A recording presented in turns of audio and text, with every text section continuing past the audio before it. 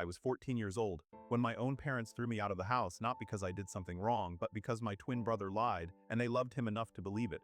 Years later, when I finally escaped, healed, and succeeded, they came back, hands out, expecting forgiveness. And that's when I decided the truth would destroy them.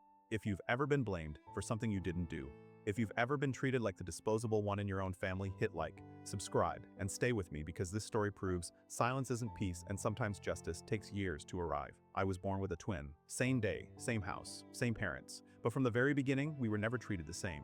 My brother, let's call him Aaron, was everything my parents believed greatness looked like. Quiet, bookish, obedient, the golden boy. The kind of kid teachers praised before he even opened his mouth. And then there was me, loud, athletic, social, curious about the world outside textbooks, the kind of kid who laughed too loudly, ran too fast, and asked too many questions. To my parents, that made me the problem. They never said it outright.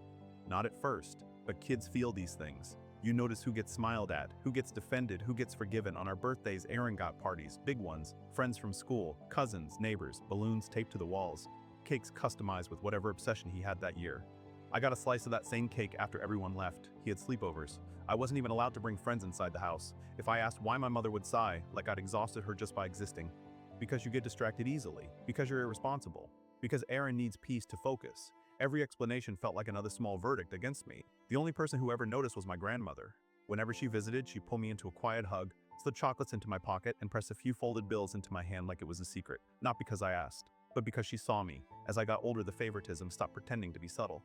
My parents mocked my grades in front of relatives, belittled my interests, treated my love for sports like a moral failure. Ironically, I was good at sports, really good. But they barred me from extracurriculars because they wanted me to be more like Aaron, more academic, more impressive, more worthy. No matter how hard I tried, I never crossed the invisible line into enough. The house felt smaller every year, heavier, like the walls themselves leaned in on me. Then came sophomore year. The day my parents found Snapchat on my phone. I hadn't done anything wrong. I just wanted to talk to friends like every other teenager. But to them it was betrayal.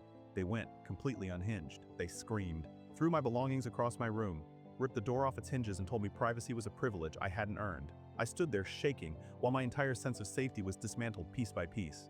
Aaron watched, and instead of defending me, he smiled. That was when the lying started. If something went missing, he blamed me. If he broke something, it was somehow my fault. If he got in trouble, he twisted the story until I was the villain. And my parents believed him, every time. At school, he demeaned me in front of others, mocked my appearance, undermined me quietly enough that teachers never noticed, but loudly enough that it hurt. I still had friends. I was approachable, easy to talk to. Aaron wasn't, and he hated me for it. The jealousy boiled over on our 14th birthday. No one showed up for him. I still don't know why. Maybe they were busy. Maybe they drifted. Maybe they finally saw through him. But my friends took me out for ice cream. I laughed. I felt normal, happy. Aaron saw that and something inside him snapped. That's when he decided to destroy me. He started spreading rumors. He told people I was spoiled, violent, that I abused him at home while our parents favored him. And then he went further. He started hurting himself, punching his own face, slamming his shoulder into walls, giving himself bruises. The next day he'd walk into school wearing those injuries like trophies. Proof, people whispered. Teachers watched me differently. Even my friends pulled away.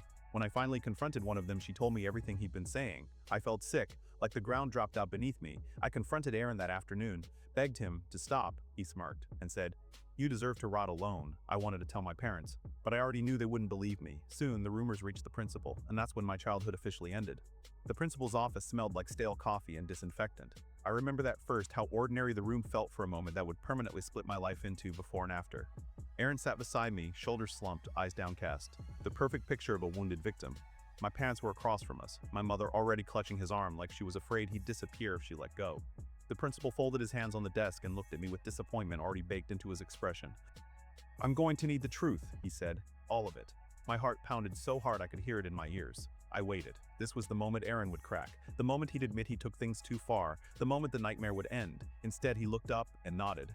"Yes," he said quietly, "the rumors are true." The room tilted. He went on, describing me as violent, jealous, angry that he got more attention from our parents. He said I took my frustrations out on him when no one was watching. He didn't rush. He didn't stumble. He performed. My mother started crying almost immediately. She pulled Aaron into her chest like he was 5 years old again, rocking him, whispering that he was brave. My father stood and put a hand on his shoulder. "I'm proud of you for speaking up," he said. "We'll protect you." I tried to speak. Words came out, but they didn't land. Every sentence felt like it dissolved before it reached anyone else. "It's not true," I said. "He's lying. Please." Aaron shook his head slowly, like he was exhausted from years of suffering. The principal turned to me, stern now, cold. Bullying is a serious offense, he said, and these accusations are severe, I cried. Full-on sobbed, begged him to believe me, to look at the lack of evidence, to notice that Aaron's injuries never made sense. But belief is a wall, and once you're on the wrong side of it, there's no way through.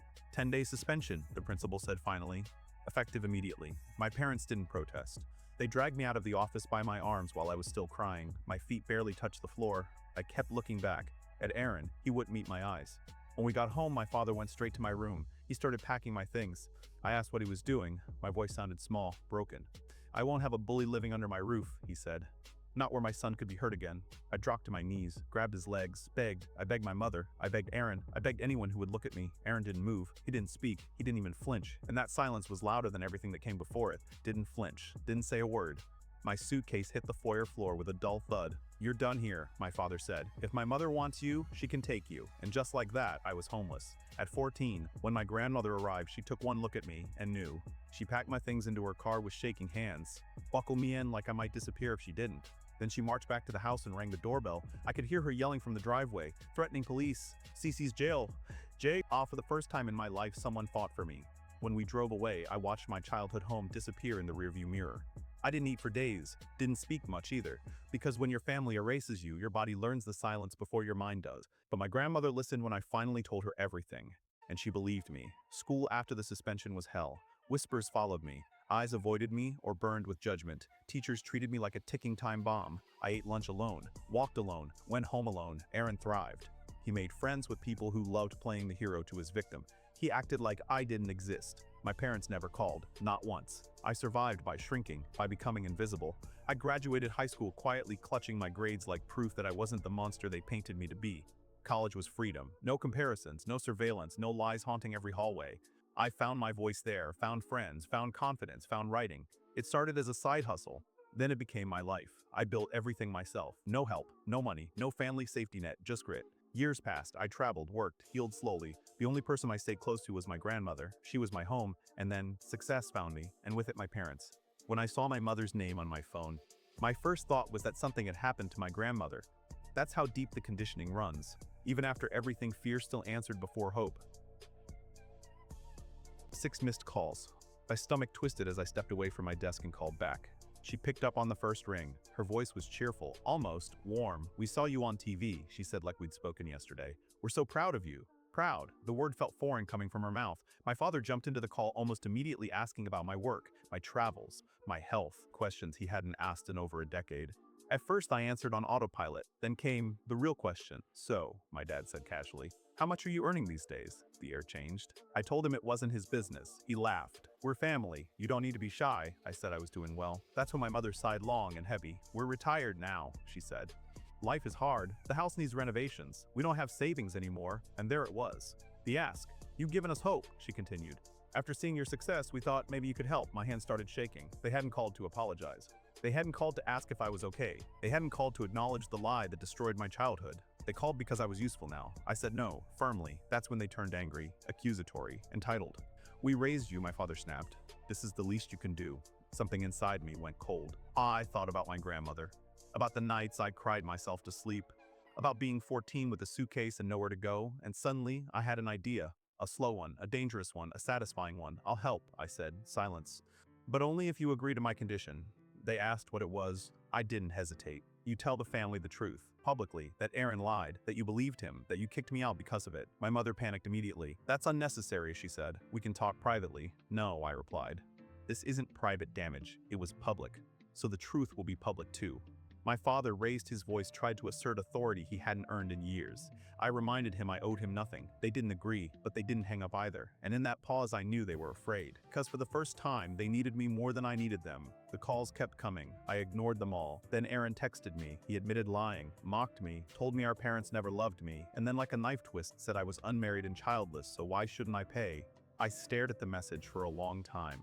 And then I knew, if they wouldn't confess on their own, I'd make the truth impossible to hide. I wrote an email, to my parents, to relatives, to everyone who ever believed the lie, and I made sure it would be read. I told them everything, the favoritism, the abuse, the expulsion, the silence, and then I attached Aaron's message, his confession. I hit send and waited. I didn't sleep that night, not because I was afraid of what would happen, but because for the first time in my life, I wasn't running from it. Every few minutes my phone buzzed. relatives asking if the email was real, cousins apologizing for not noticing, old family friends admitting they'd always felt something was off. Then my parents responded, not with remorse, with rage. My parents responded, not with remorse, with rage me of lying, of dragging the family name through the dirt. My father demanded I take the email down immediately. Aaron was worse. The messages turned ugly, threatening, unhinged. That's when I contacted a lawyer. The cease and desist letter went out within days, and just like that, the noise stopped. The silence this time felt different. It wasn't abandonment. It was defeat. Family members reached out privately, some in tears. Many admitted they'd always believed my parents' version because it was easier than questioning them. My parents lost their audience. Aaron lost his mask. My grandmother told me she was proud. That was all I needed. Months passed. My work flourished. Speaking invitations rolled in, podcasts, seminars, recognition I never imagined. I started therapy, not to forgive them but to release them. I learned that closure doesn't come from apologies, it comes from truth and boundaries. My parents never apologized. Aaron never took responsibility, but they never contacted me again. And that was peace. I still travel, I still write, I still visit my grandmother every chance I get. Sometimes I think about the girl I was at 14 sobbing on a driveway with a suitcase too big for her body. I wish I could tell her this, they don't get the ending they want. But you do. Revenge didn't come in the form of screaming or humiliation. It came in independence. In success, they couldn't claim. In a truth, they couldn't erase. In a life built without them, they wanted my money. Instead, they got my silence. And that silence cost them everything. If this story hit close to home, if you've ever been the scapegoat, the forgotten one, the blamed one, share this story. Sometimes the best revenge isn't destruction, it's surviving, thriving, and never letting them touch your life again. Thanks for listening.